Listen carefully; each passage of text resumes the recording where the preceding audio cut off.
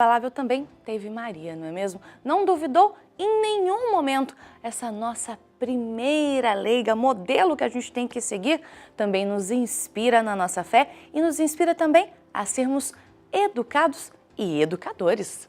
Pois é, e nós vamos ter agora uma entrevista continuando a nossa série, né, sobre Maria, modelo para os leigos, e hoje vamos falar sobre, de fato, isso, educadora na nossa fé. E o padre participante de hoje veio de Roma para conversar com a gente. Olha como esse programa tá chique, não é? É o padre Alexandre, ele é secretário do Digastério para os leigos, a família e a vida. Ele conversa com a gente agora, nos ensinando um pouquinho mais sobre Maria como nosso grande modelo. Padre, bem-vindo, sua bênção. Obrigado, Deus abençoe. Amém. Tudo bem com o senhor? Graças a Deus. Obrigado, ótimo. viu, pela presença. Por favor, padre, fique à vontade.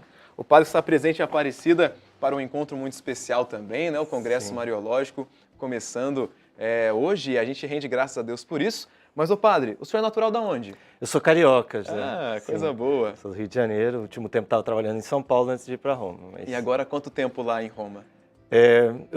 Comecei meu trabalho em 1º de setembro, então está bem no início ainda. E como que é a experiência, padre, de viver lá, de estar no berço da nossa igreja também? É uma experiência muito rica de igreja, né? A gente vê toda a igreja passar por lá, isso é muito bonito. A gente tem uma experiência de tomar contato com todas essas áreas que são tão centrais na vida da igreja, os leigos, né? Que justamente aqui no Brasil estamos celebrando esse ano. A família, um tema tão importante para nós, tão importante para o nosso dia a dia, para a sociedade. E a vida em geral. Nosso dicastério tem a ver também com o trabalho com os jovens, né? Então a gente fica muito feliz de poder estar conhecendo essa realidade em nível universal, porque é uma riqueza muito... Tem muita gente trabalhando pela evangelização, trabalhando pelos jovens, trabalhando pelas famílias.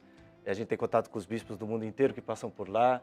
Então é realmente uma experiência muito especial. Obrigado pela partilha, padre. Que alegria recebê-lo aqui no nosso programa, viu? Obrigado. E é interessante essa série que nos ajuda, de fato, nesse ano dos leigos aqui no Brasil também, não é?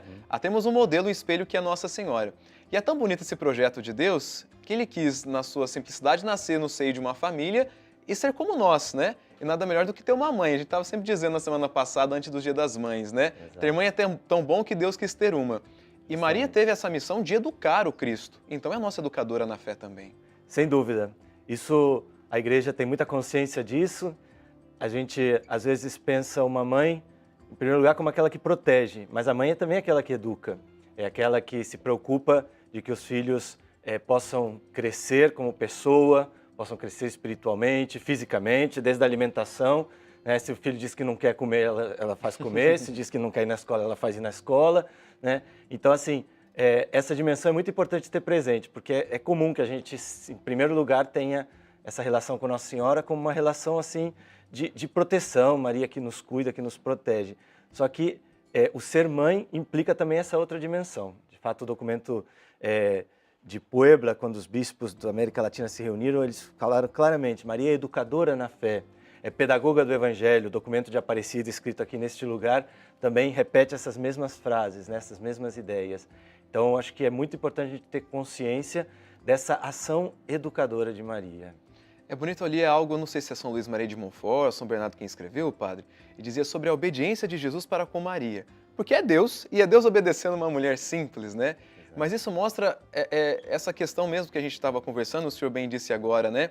De como a gente precisa ter um modelo a ser seguido e como a obediência faz agradar a Deus. Sem dúvida, eu acho que é muito importante perceber como Deus quis se submeter em tudo a ser humano de verdade, né? Ser humano de verdade significa deixar-se educar. Ele não nasceu sabendo. Ele não ensinou a Nossa Senhora no berço como é que se rezava o Pai Nosso. Ele esperou chegar o momento em que ele pudesse revelar. Ele aprendeu também a rezar o Pai Nosso, a conhecer Deus. Ele aprendeu a fé, as Escrituras.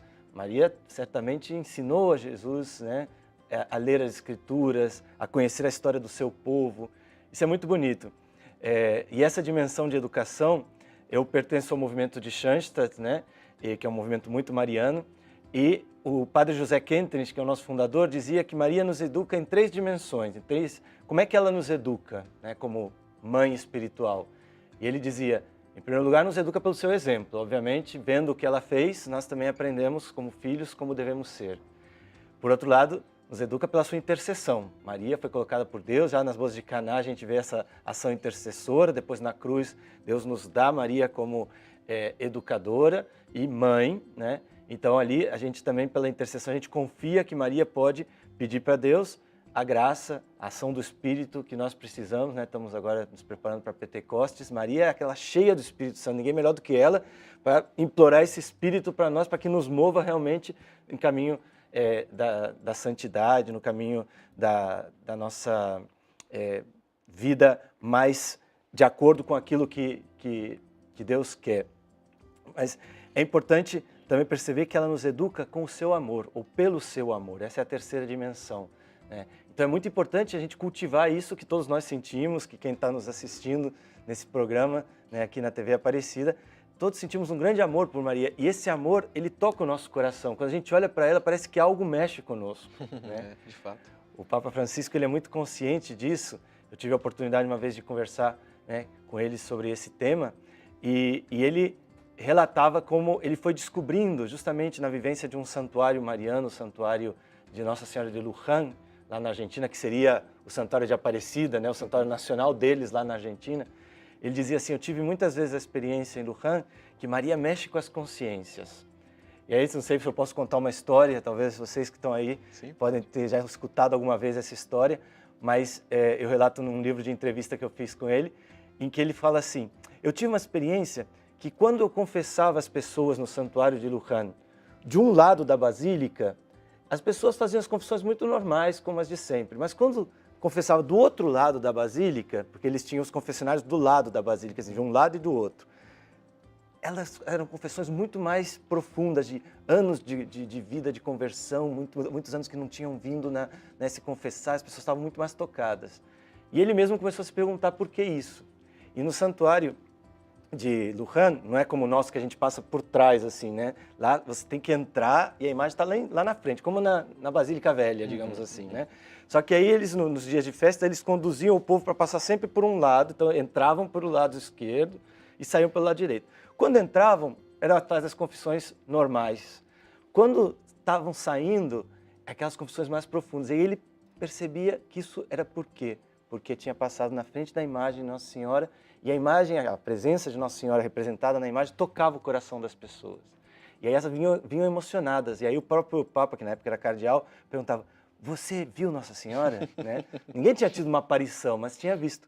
Então ele falava assim: olha como a mãe mexe com as consciências. Rasga o coração. Rasga o coração. Ver a mãe ali faz com que eu também queira mudar de vida. Então não é só aquela coisa assim de pedir para Nossa Senhora me cuidar, me proteger, mas eu também quero mudar de vida, eu quero ser como ela. O meu amor por ela me faz querer fazer o bem como ela fazia, né? Isso tem uma dimensão muito bonita. Lindo o que o senhor diz, me faz lembrar uma música antiga do Padre Zezinho, que ele cantava assim, né?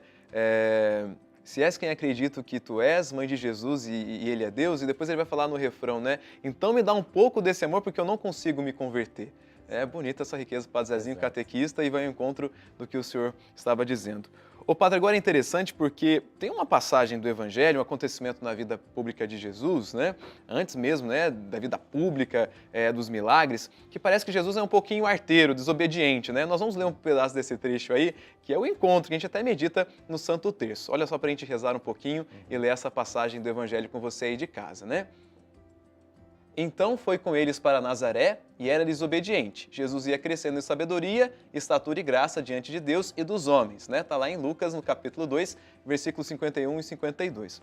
Aí a gente lê essa parte que fala da obediência de Jesus. Mas antes teve a perda do encontro, né? Quando a gente lê assim, parece que Jesus quis fugir de José e de Maria, parece que ele quis fazer arte, né? O que a gente pode entender dessa passagem? E quando a Sagrada Escritura fala que era desobediente, o que devemos aprender com ela? Acho que é aprender justamente que sempre todos nós nascemos com uma missão, temos uma missão de vida. No caso de Jesus era fazer sempre a vontade do Pai. Só que justamente para fazer essa vontade passa por educar-se, deixar-se educar pelos seus próprios pais.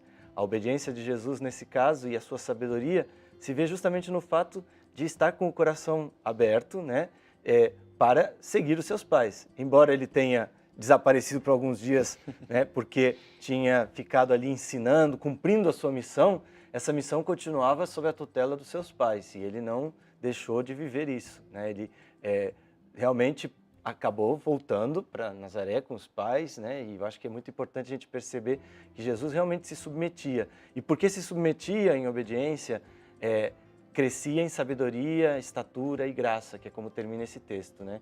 Mas a sabedoria. É interessante perceber na tradição judaica que quem é responsável de educar a criança é a mãe, né? Até justamente os 13 anos. A partir dos 13 anos, o pai ensina o ofício, que é o que José depois ensinou, o ofício de carpinteiro. Mas essa primeira missão educativa, inclusive esse texto é muito usado para falar de Maria como sede de sabedoria, porque essa sabedoria na qual crescia Jesus é a sabedoria justamente que ele foi recebendo dos seus pais, especialmente de Maria como mãe. É aquela que, e é interessante que sabedoria no sentido bíblico não é só assim conhecimento, é sabedoria de vida. Então, nisso a gente pode dizer assim, que Maria e José também ensinaram Jesus a ser humano, a viver a vida humana.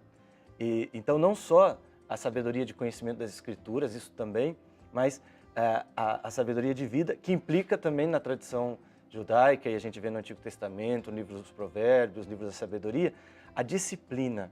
Então, Maria também ensinou disciplina para Jesus, José também ensinou disciplina, também ensinou a fazer a vontade do pai, porque a gente sabe o que é um filho mal criado, né? Aquele que ninguém nunca colocou limites para ele.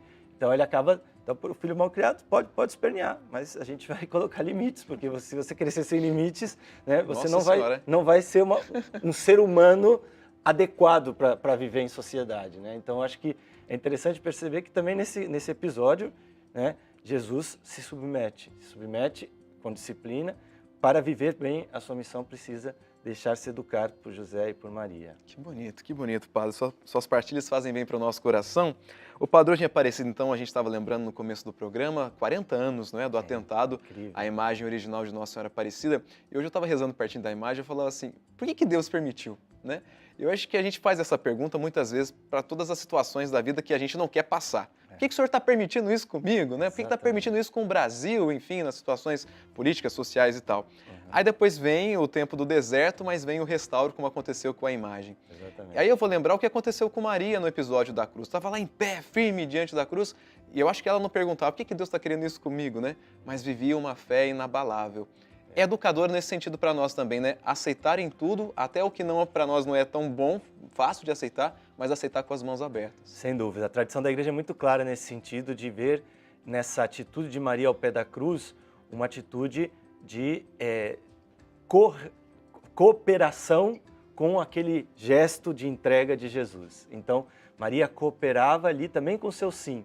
E nós podemos cooperar com o Senhor ajudando a redimir o mundo com a nossa aceitação também da cruz, do sofrimento de cada dia, das situações de incompreensão pela qual todos nós passamos, né? Todos nós já tivemos aquele momento de parecer que está tudo destruído, que a nossa vida está feita em pedaços, né? Talvez alguns que estão nos acompanhando estão passando por esse momento, mas saber que Deus está por trás, a obra é dele, e por isso podemos confiar, como Maria confiou, nisso ela também certamente nos educa nessa atitude de perseverança. O próprio Papa Francisco, ele tem umas 2 ou 3 vezes, pelo menos, ele já falou disso.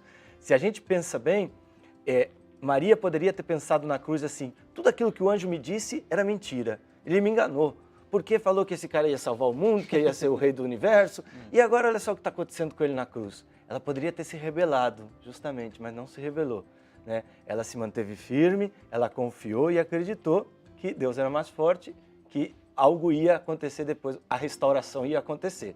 E para nós a restauração, biblicamente, é a ressurreição, né? Então, acho que, de fato, isso que celebramos hoje, esses 40 anos, nos falam dessa importância de confiar, né, como você dizia, que tudo aquilo que, de repente, parece estar perdido, como na cruz, tem uma promessa de restauração, de ressurreição. Amém, amém, Padre. Bom, hoje começa o Congresso Mariológico, né? Esse tema bonito que vai falar também sobre os leigos, né? E Maria como esse papel bonito. Hoje, dia 16, o tema é Maria e os leigos na igreja. O Padre Alexandre vai estar presente. Eu não arrisquei falar o sobrenome do Senhor, mas o Melo é fácil, né? Agora, Padre Alexandre... Auí. Auí, era assim fácil. De fácil, Tá vendo o que o medo causa na gente de fazer coisa errada? Tá certo, coisa é isso boa. Mesmo. Deus e Pai pela presença do Senhor. Muito obrigado, bom encontro viu? no Congresso Mariológico. E a gente rende graças a Deus pela vida do Senhor e conte com as nossas orações, Padre. Muito obrigado pela oportunidade de estar aqui com vocês. Deus os abençoe. Assim seja, e assim a gente aprender um pouquinho mais sobre esse grande exemplo, né? Maria, que vai nos cada dia mais orientando a caminho do céu, já vivendo o céu antecipado, para a gente poder ser como ela, toda inteira de Deus.